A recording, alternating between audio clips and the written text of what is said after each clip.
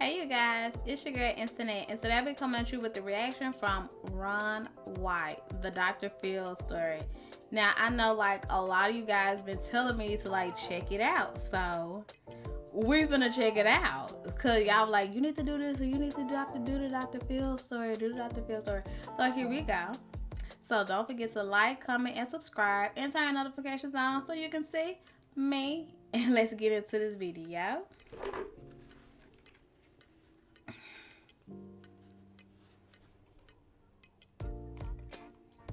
Here's my Dr. Phil story. Okay. Every year, Doc and his family rent a yacht for 12 days in the Mediterranean, Oh. and that's their vacation. And it's the only way he can get away, you know, because he is the most famous person in America. He's the most recognizable face, 6'4", Yeah. bald dome head, porn mustache. You can spot him from any fucking where. And because he seems so approachable on television, and he really is approachable. I mean, he's a sweetheart of a dude. But people are always, anytime he goes out in public, they're just, oh, what about this? And that's fine at first, but eventually it will eat the skin off your fucking bones if you can't walk out of your house without somebody going, hey, my brother-in-law's all fucked up in the head, and I was wondering if you could just sit out for just a second. Come back here, asshole! And that's exactly how it happens. I've seen it, and so that's what they do. Well, this summer, my wife and I went on vacation to France and Monaco. Oh. And I need a break too. Sometimes I do 140 cities a year. I do more dates than any other comic, more cities than any other comic working the day because I just love fucking doing it. And 20 minutes from now, nobody's gonna give a fuck about what I have to say. So, like, while they do, I believe I'll do a lot of shows. Hey. So we're in France and Monaco and having a great time, man. We're just I'm really in love with my wife. She's so talented. We have a fun life together, and Oh, that's so sweet. we're there. And then one day the phone rings and it's Doc, and he goes, "Aren't you guys in Monaco?" And I said, "Yeah."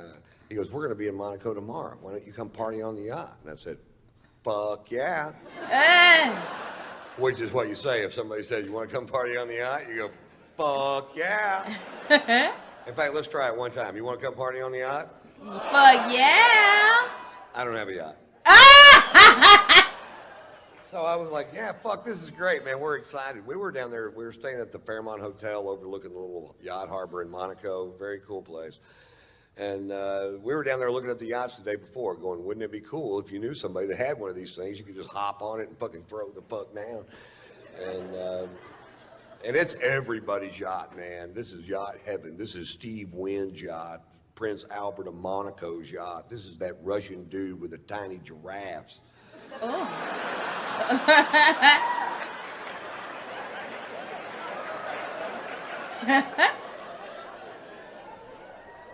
Anyway, they're coming in at 6:30 the next evening. So the next morning we wake up, or next afternoon we wake up and we have this Golly. amazing lunch. And we're drinking this fucking great wine from France, probably.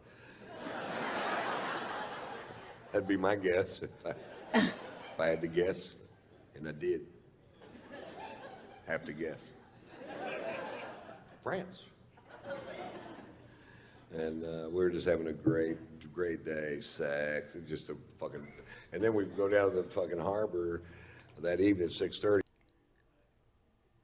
I'm so glad that he can say like a lot of wonderful things about his wife. Because a lot of people do that. Like they were like, oh my gosh, she bitch all the time and all like that. He's actually saying like some nice things. He even said they was doing the do and everything like that. That's so sweet.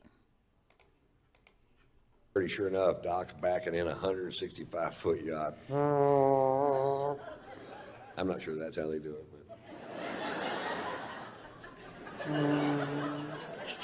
Who would not want to go on a yacht though? Like, for real. Like, I've been on a sailboat and it was nice. So I only imagine a freaking yacht. Oh. Have y'all ever been on one like them sunset tour things and stuff like that? Like when y'all go like on vacation and stuff like that? I did one last year. It was so nice.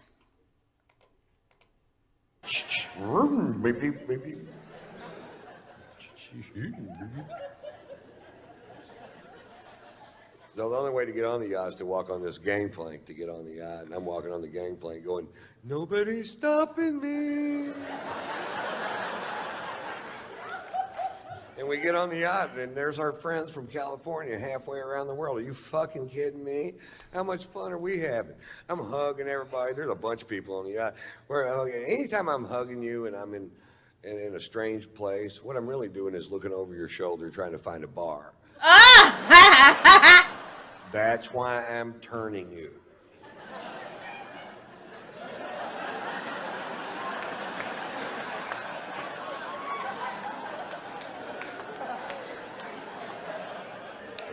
That's a good cover-up.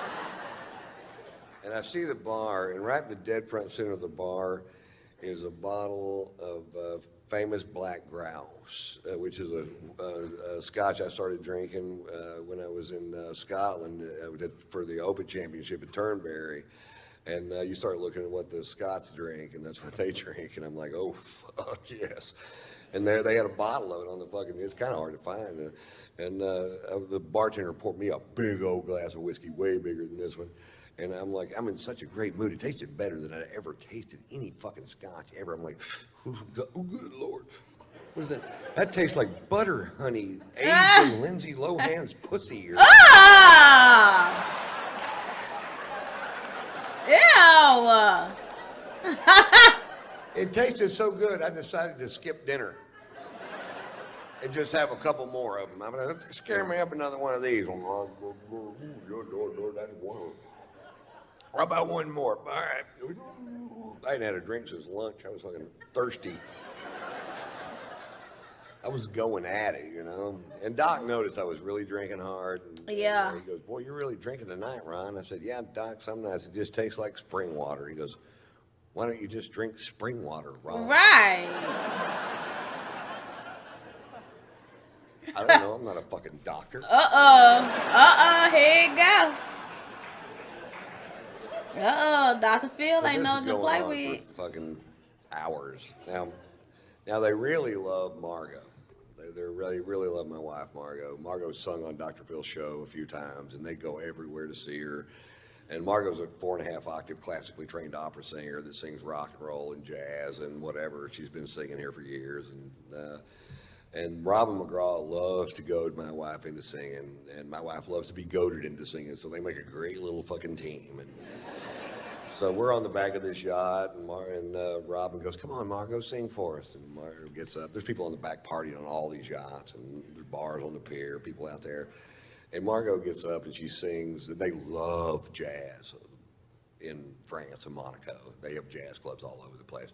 And she gets up and she sings a jazz standard at full voice, which I don't get to hear her sing at full voice. She sings around the house, but not at full voice. And when she sings at full voice, it makes me cry. Oh, God. Oh, no. And oh, God, here we go. You know how some drunk people be. They already be drunk and they already be feeling some type of way. Then they just get to crying and stuff. What you crying for? They don't even know why they crying, but here you go. She finishes the first song at full voice, and people stand up on the back of all these yachts and start cheering. They go, yeah! And I'm like, oh, how cool is this, man? They really dig jazz. I forgot how much they dig jazz. She gets up and sings another song, fucking screaming. And then people are gathering up around the back of the boat. And by song 4, there's 400 people behind the boat listening to her sing. You could hear a pin drop, just like this, pin drop. And she's just killing it. And I have a little secret. I am fucking hammered, man. I'm so drunk. I can't even believe it my fucking self how drunk I am. I'm like, golly. And I'd get a drink and I'd take one little sip out of it and I'd talk to somebody and I'd look back and it's empty. I'm like, anybody else drinking out of this glass?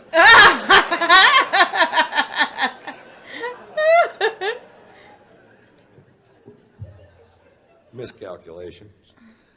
Anyway, she does, I don't know, 7 or 8 songs, and she goes, okay, guys, that's enough. And she sits down, and Doc goes, well, Ron, you want to do something? No.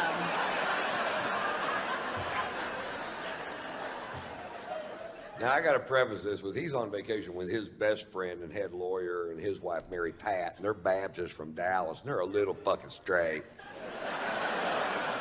And they're about to find out my secret. What's his secret? About 20 years ago, I was doing a bit that was so vile that I only did it for about a week, and I just quit doing it. I'm like, this is not the direction I want to take my crowds or my show, and I have no idea why I picked that night to dust her off and take her for a spin.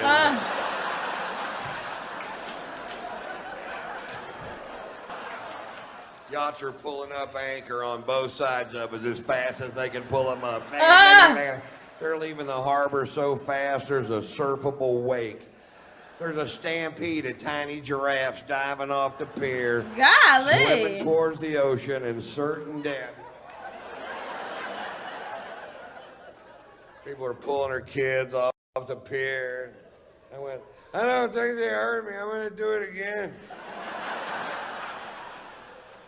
Doc goes, that's enough out of you, Ron. And Margot's tapping me out. You ever been tapped out? Come on, baby. It's time to go. She's seen it. Come on, honey. Let's just go back to the hotel. It's time for us to go. Come on, baby. Baby, let's just go back to the hotel. Come on, Ron.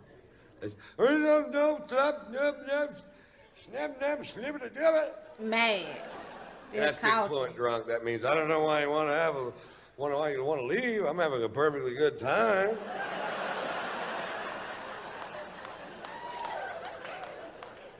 Turns out there was a consensus. I'm like, okay, I'll leave. Now, the only way to get off the ship is to walk back off that gangplank, and at the end of the gangplank, there's an 18-inch drop-off, and my wife's in front of me, Margaret's in front of me, and I get to the end of the gangplank. Doc goes, big step, Ron. I said, thanks, Doc, thinking I'd made a big step towards something. Fuck, I don't know. He's a big psychologist, not me. It's amazing how much speed you can pick up in 18 inches. Golly. It's nothing like falling over on the same level that you're already on. I slammed down to that fucking pier. I landed square on this elbow, dislocated this shoulder, put a 4-inch gash down the back of my arm, and I was so drunk I just bounced off that pier.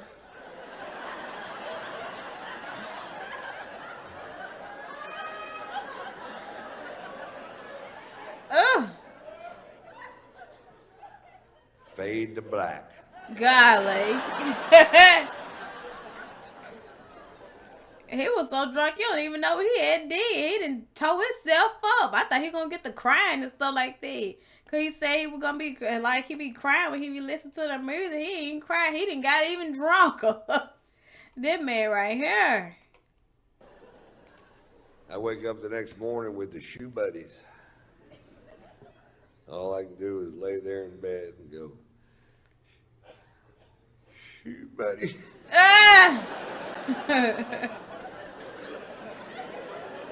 It's just a shoe buddies. I can't move my shoulder. Shoe buddy. My shirt stuck to my arm with blood and giraffe hair and whatever the fuck else you find on a pier.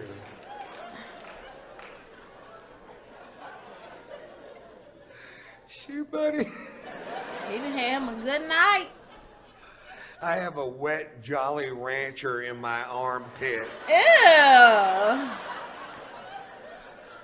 Sour apple. Ew. Had to cut it out with a pair of scissors. Ew. You almost can't eat them after that. Ew.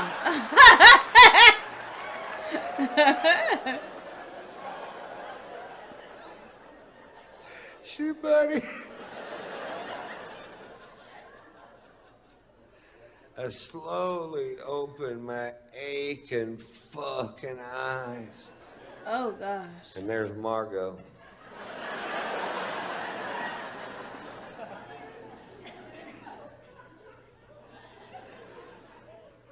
What happened? You know what happened. You got really drunk last night, Ron. What'd I do? Well, you did the tits fucking Mamie Eisenhower story.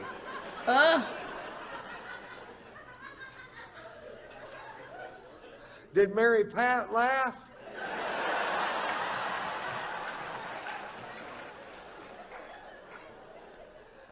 Mary Pat left is what Mary Pat did.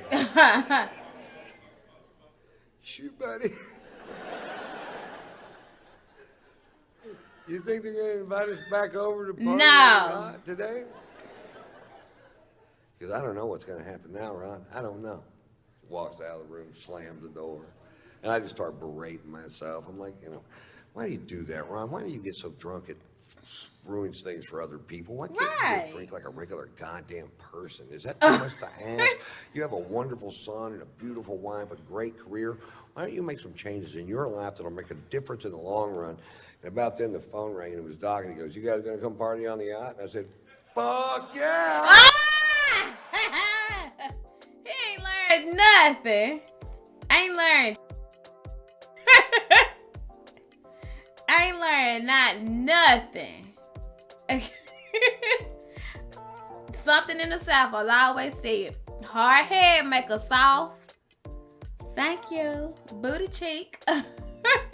He ain't learned nothing. But that brings us to the end of the video, you guys. And I will catch you in the next one. And if you get invited on the yacht, fuck yeah. Bye, you guys.